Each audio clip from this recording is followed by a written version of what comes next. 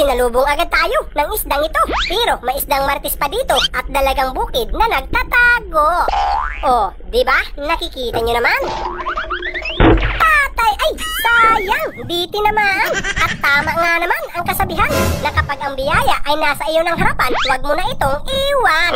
Kaya ayan, sa kakapili, wala tuloy tayong pang-ulam. Kaya naman, bumalik agad ako dito sa kailaliman dahil ako'y nagbabaka sakali na tayo ay makakabawi. Malay nyo, mamahalin at malaki ang makita ko dito. Ay, hala, napakalaki nga. Ngunit hindi mamahalin dahil butiti ito. Grabe naman, kinabahan ako dito dahil akala ko makakabawi na ako. Pero ako na may naniniwala sa kasabihan na hanggat may kadagatan tayong nalalangoyan, panigurado makakalibre tayo ng pang-ulam. Kaya naman maghanap tayo sa mga batong ito nang sa ganon makalibre pang ulam tayo. Ay, eto na, may nakita na ako at parang gumagalaw pa ito. Kaya naman hintayin naman na natin na siya ay huminto.